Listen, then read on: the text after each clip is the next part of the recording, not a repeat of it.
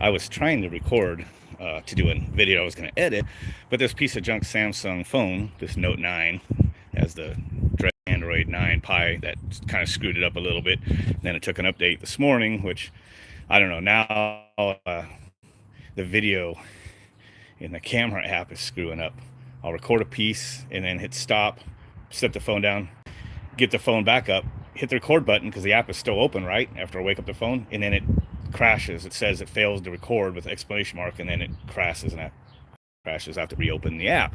So that's just in. I don't know who Bill O'Reilly is, but if you look up a segment on YouTube and say "F it, we'll do it live," that's what we're doing right now. Screw it, we're doing this live. So I hope the quality is good. I have my Wi-Fi turned off because it's on the other side of this two-story house, and relying on the 4G from Verizon. All right, so give you guys a heads up. I took off the fan blade, and of course now I've got it back together. You can't see what I did. See, you guys are distracted me with the comments. I'm laughing. Sorry. Still quieter than Amanda. What's up? So I took an extra fan blade from that change out I did. It's the same fan blade. It was on here, and I bent it by hand and increased it from about 20 degrees to 28 degrees. Because remember, I just took the fan blade off. Laggy and poor quality. Is it really? Hopefully that's you guys' end. How is it for you guys, Zigzag and Eric? How's the video audio? Is it okay? Got to get a consensus out of you three. Laggy. Dang. It probably is. Huh. Is it still decent, like where you guys can actually see and hear everything for the most part, where I should continue, or should I try turning it off? It's good enough? There's a little bit of wind, so I mean, that could mess up. Okay. All right. So I took the fan blade off and I bent this other one, and I bent it while it was still on the unit. I'll just show you guys the unit real quick. I gotta set this up because this is actually working out pretty cool. So just you guys stay tuned, okay? So this is the fan blade I just took off of it. Okay, 22 or 20, about 20 degrees. I had this unit I just changed out from that lady's house I showed you guys a couple weeks ago. So before I took that blade off of this motor, I had it upside down and I bent it carefully, doing my hand by sight, and my kind of golden screwdriver tricks of aligning a blade by hand. First attempt, I put that blade on here and it's perfectly smooth. It upped the CFM to about 2200. I was trying to get a second tablet up and running, and that tablet is dead. I'm just gonna have this ready for when I do power it up. Okay, so remember we were talking about the other day, this is probably this is an 850 RPM ECM out of a train that I put in a Goodman that had a 1075 RPM motor. So I've changed this other blade to almost to 28 degrees of pitch. It's got quite a bit of airflow to it now on high speed. Remember, I was also talking about how these motors are 2-speed because if they're used in a 16i or 19i of the past that it probably came out of, they were capable of 2 different CFMs. So, and I'm sure they were just doing it with half-wave rectification. And guess what I did? I went and got a diode out of my electronics stuff up there, and I have it just hooked up with my jumpers. So when I flip my little jump box I made on the first diode to be half-wave rectified, you're going to see it on the oscilloscope. How about that? And then when you flip the other switches, it's going to get full 24 volts. You'll see a full sine wave on there, and it's going to ramp up to high speed. So let's go to low. I have the contactor for the compressor not connected. Half wave rectification. This is not the perfect one, but you can see it's there's your 0 plus and then 0 plus. You're not getting the full wave. 0.37 amps up to 0.4. I've got a breeze blowing on it. It was steady at 0.3 something earlier. There we go. All right, so wind's picking up on here. Going to high. There's your full wave. That's what your 24 volts looks like out of the transformer. See the VMAX 27, but it's RMS 22.1. Let's do this. Let's fire up another app here.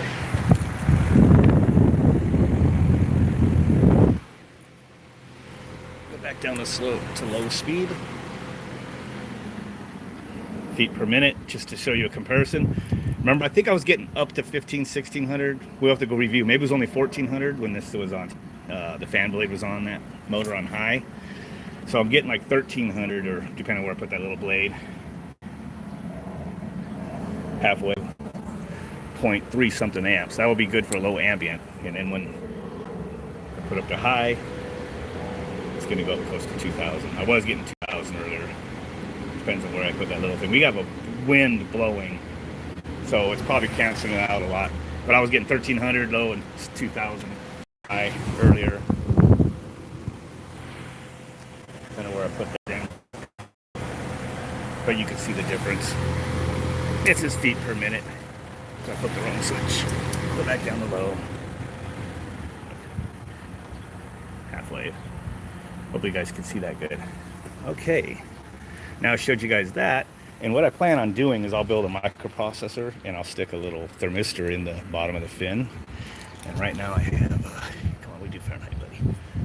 The compressor's not running yet, so about ambient temperature 78. I'll put a thermistor in there with a microcontroller and it'll just run low speed. And then, I don't know, when the days warm up, it'll, and the liquid line warms up, it'll kick it to high. Be automatic low ambient. This is a TXV system and everything here, but probably run it as low as I can. Low ambient, I don't know what. I probably don't even need to do that because it isn't like we run it. It's not commercial. It's not like I run it in the winter, but it'd be fun just to do it. Change over to a train compressor. No, if I change a compressor, I want to get a rotary, a rotary compressor, and I want to run it. Oops, a rotary compressor. And I want to run it on a VFD. Heck, gosh, it. I'm bastardizing it for sure. This is a bastardized product. I mean, I ran misters on it to see what the effects of with filtration, and it still stained it, but it only just put a stain. Plug up the inside the fins. So now we're going to turn on the compressor. I have my testo hooked up. So I like that jump box.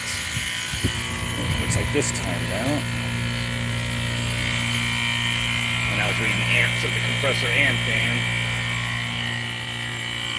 So, was the compressor any quieter? It's in a noise blanket now.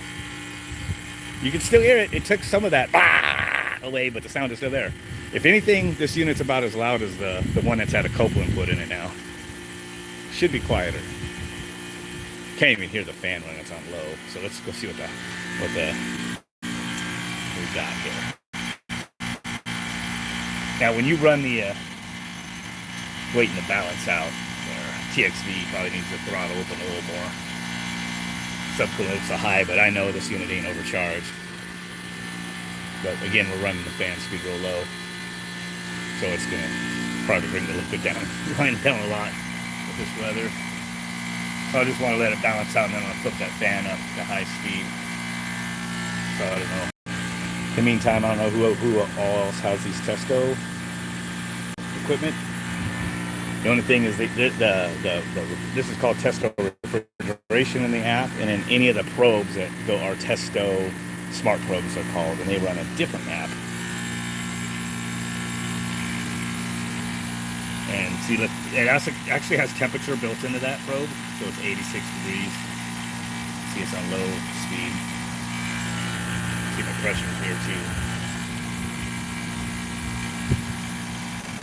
So it's getting up there, so the fan is running on low speed. And remember, like I said earlier in the video, I bent that blade by hand to change it to 28 degrees of pitch. And when I did it, I tilted it so the blade the part I was bending was bending the blade to where it's now 1 inch into the fan shroud. So the blade is real close to where it should be for efficiency. Yeah, see, this one's only about 1.5 inches into it, so I'm almost got that now. I got that blade up in there. When it stopped, you'll be able to see it. See, subcooling's dropped to 14 now, with only 5 degrees of superheat. So that TXV is going to start probably throttling closed a little bit now. Nice and cool. So 13 degrees subcooling. It's balancing out. So it's not overcharged. Okay, so we got about 200 over 75. You know what? That compressor's way the frick quieter than normal. Wow. Usually, like if I go in the front yard and do anything or something, you hear that sucker. And I'm yelling over it to this sucker. If you were to get away with running the fan right there, this sucker is so much quieter. With the noise blanket on there. Okay, so let's see what the coil temperature is down at the bottom. 97 degrees. Hey, what's up? Got someone else who joined in. Hey, what's up, buddy? Yeah, for guys just joining, I've changed the fan blade that's running on the Bastardized train ECM fan motor in there. I bent a blade. It's perfectly smooth. It's 28 degrees of pitch. Raised the CFM. I put a diode to halfway rectify the 24 volts, feeding the ECM to tell it to go to low speed, and it's running on low speed right now, so that fan blade's on low speed. 1,300 feet per minute, approximately 1,200 with a 93-degree air coming out the top. Running about 200 over 73 refrigerant, 12 degrees subcooling, 11.5 superheat.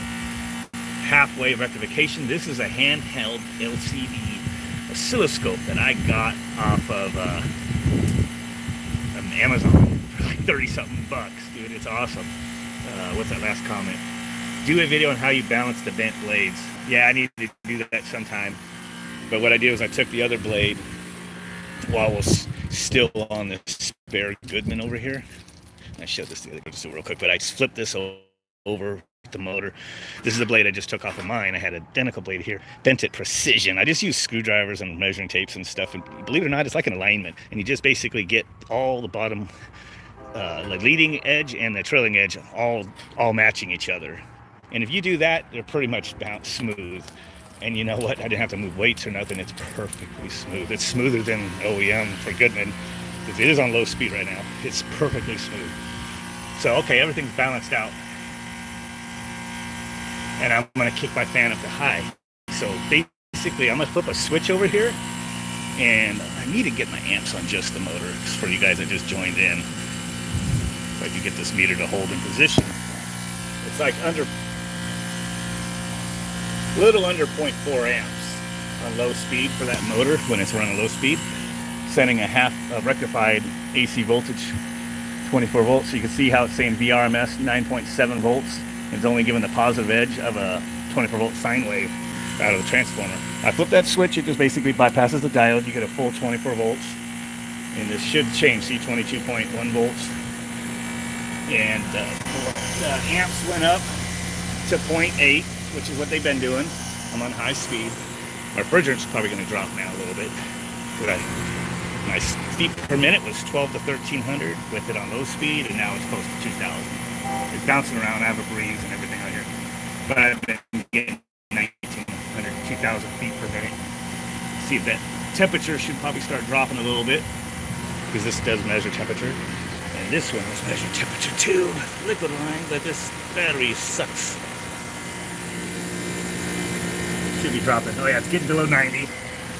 89. See, I want to if I put a thermistor in there and a microprocessor, I should be able to switch this motor automatically. It'll be awesome. So yeah, and refrigerant pressures from the Testo down to 180 on high speed.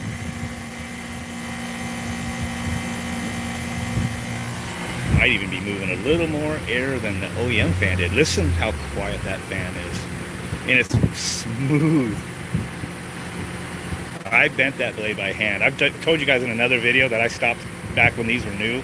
These blades are paper thin and they would be bent, probably from, water raining on it. But the Goodman new blades were always just as crappy, so I would just got good at bending them by hand to line them all up. And then first I'd line them up, and then I'd move the weights around like you do a ceiling fan. And I used to get these suckers smooth. So I did that today. Made it a high-pitched blade for my 850, and it's blowing good airflow. So it is 80 degrees out, ambient, by the way, just so you guys know. It was 80. I think the wind's blowing it, probably bringing it down. Balancing out again, out the fan up, 184 high side, 72 suction. about 9 degrees subcooling, 16 degrees superheat. The TXV has been throttling up and down just a little bit.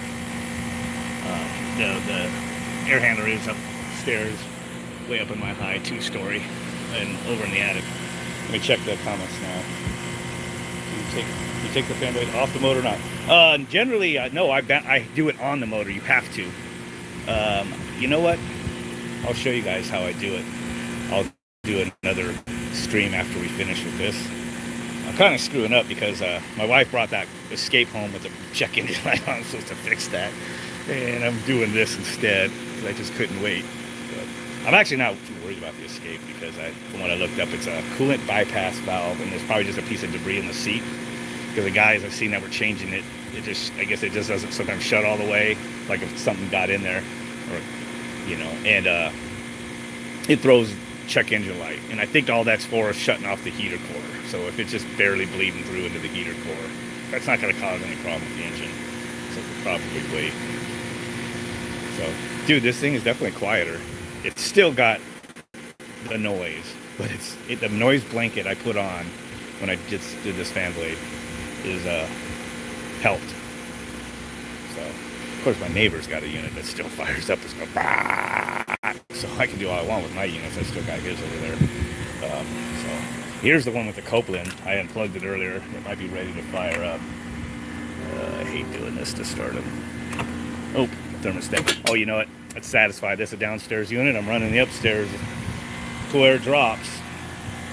Balancing out real nice. 182, 183 over 71, 72, 9 degrees subcooling, 15 superheat.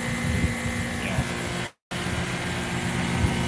Let's see what the temperature is leaving up, and that timed out. Reconnect, hopefully. Sometimes I have to close the app and restart it. Temperature 88. 88 degrees. Focus. Alright, yeah, I gotta close the app. It's a glitch. Probably an iPad thing. Smart Probes. You got two different apps. One is called Smart Probes app, and that's for all the little discrete probes. So 91.8 leaving 1800. So it doesn't change the temperatures all that much.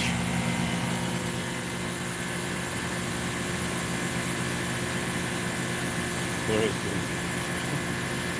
is Master Race? Oh, hey, don't be bootlicking the Goodman. Remember, it's a train part that helped make this a little better. We added expansion valve, moved here, and other things. So, you see my pressures here also don't change. Really raunchy. So drop this back down. Make the fan slow down. At feet per minute, yeah, drop back down 1300. So my temperature will probably climb with what's exiting. I noticed it was pretty warm when I made that fan go real slow. Boy, that fan is quiet right now. Of course, the speed is not, for the frame rate of the camera, you guys aren't going to get an accurate representation of that. Yeah, I could program that. Maybe around 90 degrees or something, to where if the coil temperature is under 90, it just runs on that speed. I could just get a turn dial temperature probe to shove into there, like you use for low temp refrigeration for 30, 40 bucks. Maybe just get a really cheap one and just put it, and just so it puts full wave, AC to it to go to high. Or I could get creative and go get one of my microprocessors and make it read a thermistor and program it. So, what do you guys think? Is the Goodman still for? Yeah, there's 3. Oh, I thought that was thumbs down. Okay. I'm sure, like after this saves later, when you start seeing some thumb down, it'll be the Goodman levers. Nordheim is the best. I hope that's sarcasm, but I don't know. You don't see Nordheim much anymore. They used to be known for trailer parts back in the day. So I got a breeze right now, and it's not hot out. It's cooling off. So this is throwing off our readings, guys. It's like 91. Went from 88 to 91 there, and it went back up to 94, or whatever it was down to, when it was on high speed. So now the other thing to check, we've already checked the motor amps. We know it's 0.8 on high and like 4 on low.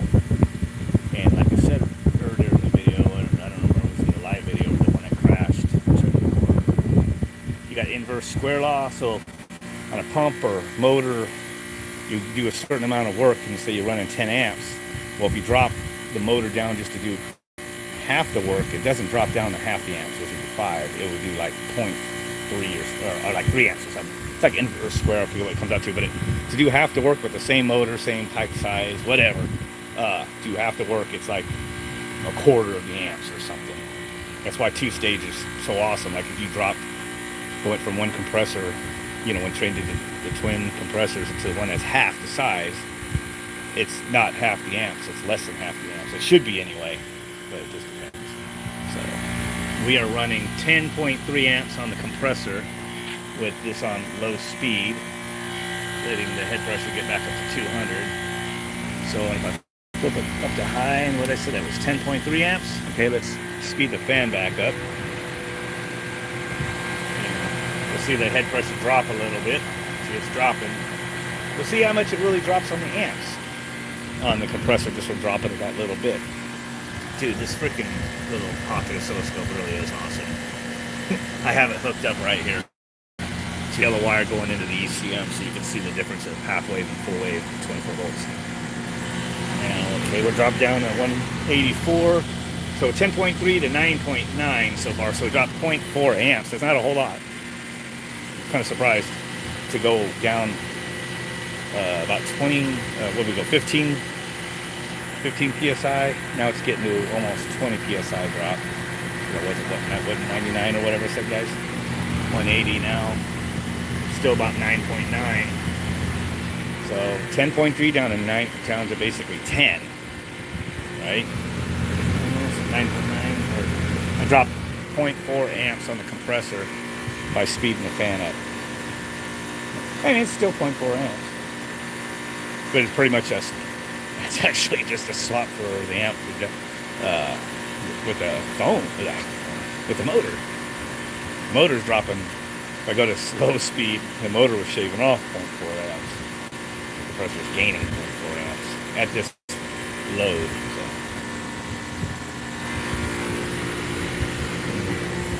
I don't know.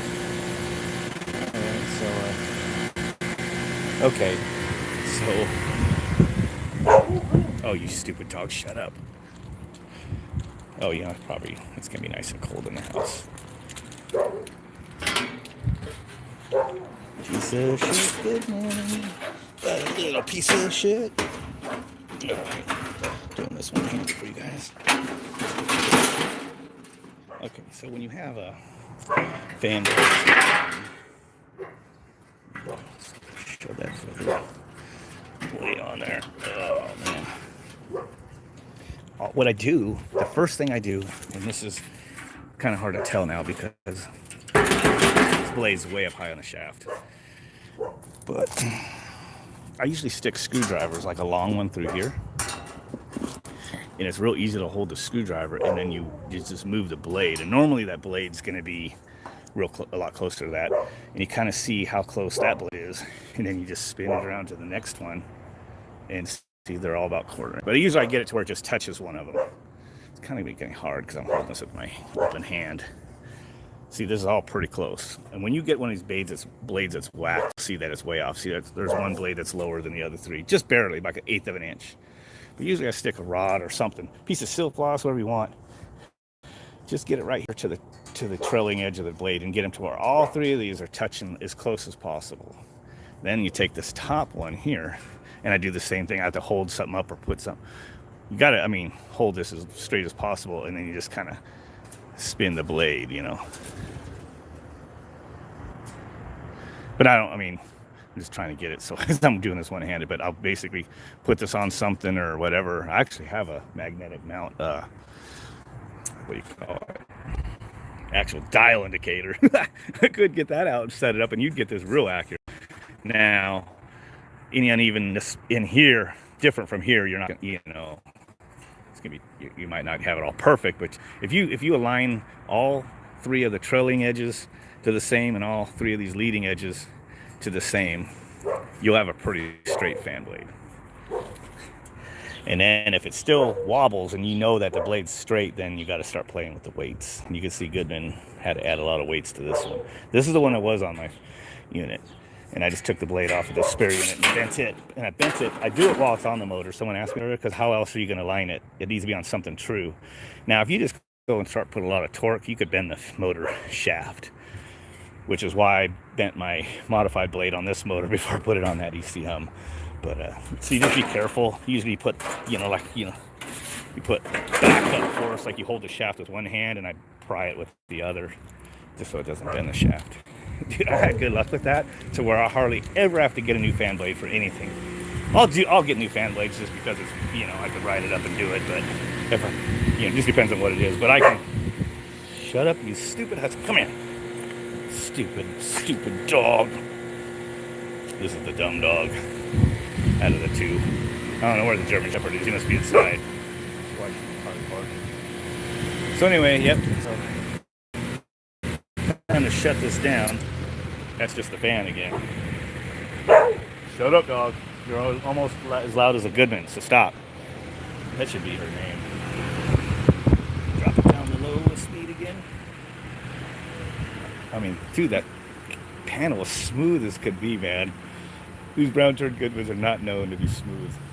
So yeah, so basically the motor I put in this thing is way better than the OEM. I did it just because I had the parts and because it's fun to bastardize a unit you hate. So, and I just happen to be cursed with Goodmans when I got this place, so let's have some fun with them. So anyway, yeah, that should about do it for this video. Hopefully everything came out real cool. And just before I quit, you see that the blades are about an inch up into the, it's hard to tell, I can't get the angle with the camera, but the blades, when I bent them, I bent the leading edge up into the, so it would be into the shroud now because this motor's deeper, so it's all cool. Do I have an ECM motor for the air handler? I actually do have a few of them. I had changed it on my last house I owned, which came with a new ream unit. I put an ECM in there with the, I think I used the Carrier ECM with its jumper board. We moved the little jumpers back in the day. I did that in like 2002. No, I bought the house 2002, so I put it 2003. And I had it in until I got rid of the house. So now then I got this house about 4 years ago almost, and this is what they had. 2000, what they say these were, 2001 or 2002 units, I can't remember. So did I say 01? So yeah, so hey, he's actually been here 18 years, but compressor been changed. I've had to fix both drain pans, stack relays up in the attic, all the normal Goodman stuff. Somebody, the ductwork is actually good here. It was one of the better. Some builders made Chaz Roberts use strapping on their flex duct and stuff, and Chaz Roberts, didn't do that in a lot of houses, but some builders were more, stringent on them. And the cap tubes luckily didn't, as we call the distributor tubes are so thin, we call them cap tubes down there. They didn't rub and leak. Actually, take one of these, when I was in here the other day, I did see a spot where it looks like it had been fixed. So somebody probably fixed it before I got the house. So anyway, so that's that for right now. I need to wire this thing back up and put my stuff up, and yeah, so that's about it. So we'll see what we'll do next. But yeah, Frankenstein, or as I call bastardization. Goodman uses shaded pole. No, they use we talking about the blower motor, condenser fan motor. They're not shaded pole. Shaded pole is with when you don't have is a single phase without a capacitor.